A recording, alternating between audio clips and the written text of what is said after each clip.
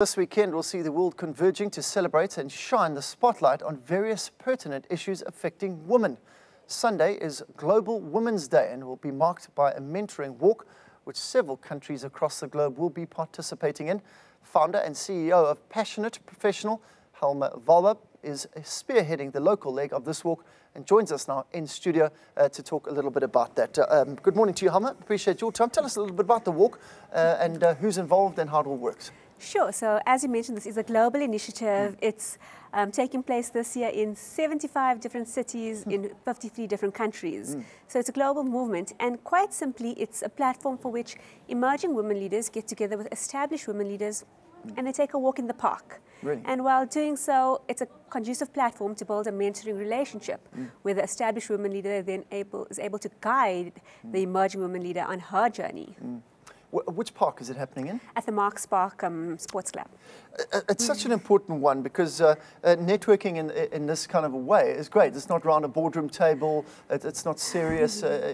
Ideas can flow, I guess. Well, that's exactly the point. You know, when you have this top CEO and a young graduate meeting in this corner office in a fancy suit, there's still these invisible barriers that exist. And here, all of a sudden, everyone's in jeans or a tracksuit pants and a T-shirt, and they're just human beings having a chat. And that's where the magic happens, because this is why it's pertinent for women sharing, you know, women who have walked the path, who have achieved great success. And success means different things to different people. And then they're able to just share the wisdom, pass that on, and stop acting as gatekeepers. You know, women have such a bad reputation for being that. And here we are, all with common purpose, walking literally in the same direction. It's also nice to have the younger generation seeing that the older generation who've succeeded, it is doable. It's you're literally next to someone who has done it, and they've all got unique stories as to how they've reached the top. And some of them, it's not that difficult. They can see that it's not that difficult. Well, that's just it. You know, you can read as much as you want on Google, you can watch it on TV, but here you are experiencing it. You're experiencing another person, their difficulties, their challenges. It's not just the unilateral, one-sided thing that we see, oh, she's successful, she made it big. These women are sharing their stories holistically. What are the challenges they face in the boardroom, in the family life, in every sphere of their life? And like you said, most of these women are just like you and I, normal people. There's nothing special. If they can do it, you can do it. And for many of these young emerging leaders, that's what's important. It's a concept of role modeling. You know, in order to you need to understand. In order to understand, you need to experience. But why in the workplace, do you believe we obviously still suffer from discrimination against women in the workplace, that glass ceiling that's there? Is it still an issue in South Africa? I think definitely so. I mean, we've definitely made progress, that's for sure, and we must be credited for that. Having said that, there's much work to be done, you know, and it's on various levels. It's not just the blatant discrimination that does exist, but there's also a lot of internal barriers that women face themselves. You know, sometimes it's the self-guilt, the internal narrative, the bigger level at what society tells and what society dictates is the role of a woman. So if you're a corporate, then, you know, are you neglecting your role as a wife, as a mother, and, you know, whatever it may be. So it's not as simple as overnight, okay, discrimination, these barriers, the glass ceilings just disappear. Do you think we're making headways? I mean, you say that it's not all doom and gloom. A lot of focus is given to women's rights in South Africa, basically because we do have a big problem with violence against women, not necessarily in the workplace, but in the households. Are we making headway? Yeah. And I'm glad you mentioned that, you know, because women empowerment and leadership goes beyond just the boardroom. It is a societal issue, and this is where men also need to be part of the conversation. You're right, South Africa, the rape statistics, violence against women is prevalent, and unless we are making headway, I don't think it's fast enough, and I definitely don't think we're nearly where we need to be, and hence things like this, movements like this are important, but it's the power of the collective. It can't be done alone. We can't say it's government's job. We can't say it's the corporate's job. It's every citizen's job, men and women alike, to jointly be part of this conversation so that together we can address these issues in a meaningful and impactful way.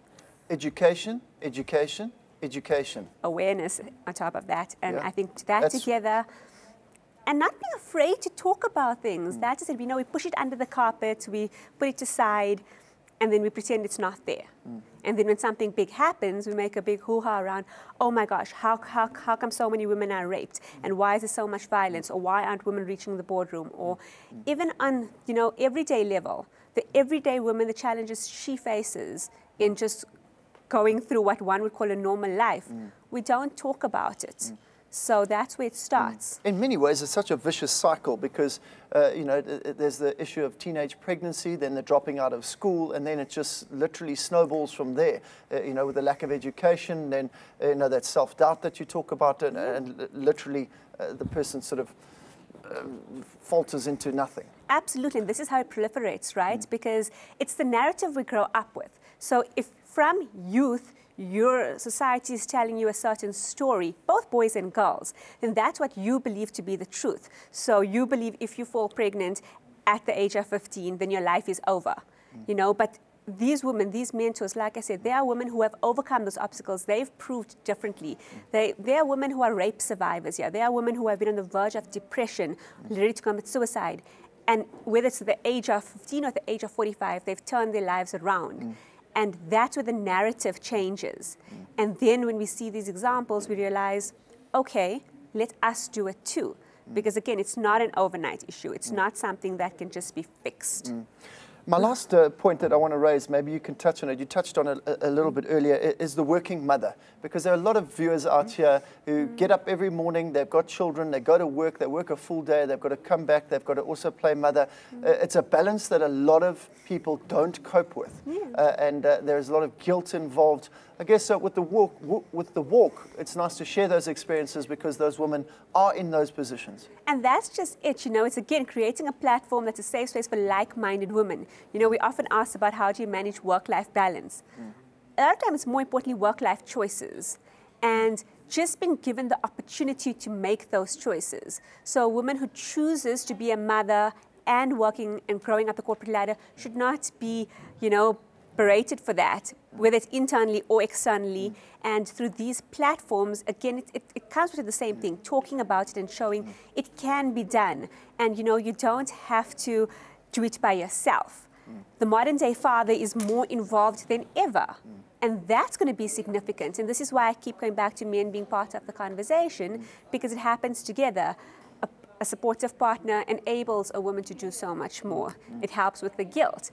Platforms like this where, someone else is telling you, oh, I'm also working and I'm also being a mother and I also maybe missed, my baby was also screaming through the night. That's just it. And it makes us realize we're human. It gives us a platform to say, you know what, I'm not coping. And it's okay. I don't have to be Superwoman. I don't have to have it all together. And it's okay, but I'm getting there. Tell us about the walk. When is it? So it's on Sunday, It's on Sunday. 8th of March. It's National Women's Day, 9 o'clock to 12 o'clock at the Marks Park Sports Club. It is a closed event because our mentors are invited, and we do a lot of grooming and that prior, just have the matching and the pairing. Right. The mentees, we had a phenomenal response. They all applied, and then 60 were selected. Oh, wow. And then we do a process prior where we go through mentee readiness sessions, and then we pair our mentors and mentees to the best of our ability. Oh, right, so it's not open to the public? Not this one, but we okay. do various other initiatives, and if you go to our website, there's always things happening. Like I said, we're doing a He for She mentoring walk in August, a Youth Day mentoring walk in June, and beyond the walks, there's various other opportunities. There's an opportunity on Tuesday that is open to the public, a mentorship musings event for women leaders, wealthy women leaders. So again, all go to the website, and it's about, again, just getting the conversation started, creating platforms and making it okay to be a part of these things and not another one of those woman things, Yeah, That's absolutely. what people label them as, especially our male counterparts sometimes. Brilliant. What a fantastic idea. Pairing them up. There's no doubt there's a lot of good is going to come out of that. We're out of time. Thanks so much for coming to chat to us about it. Get onto that website. I'm chatting to Hema Vallabh in studio. It's international Women's Day on Sunday. And as we continue to celebrate all those mothers and workers out there who are working hard and also keeping a solid household. Hema, appreciate your time. Thanks for coming to chat. Pleasure. Thank you. Well, we're now going to cross back to the northwest. Premier Supra Mahumapelo today will deliver his second State of the Province address for the 5th administration. The address is expected to focus on improving delivery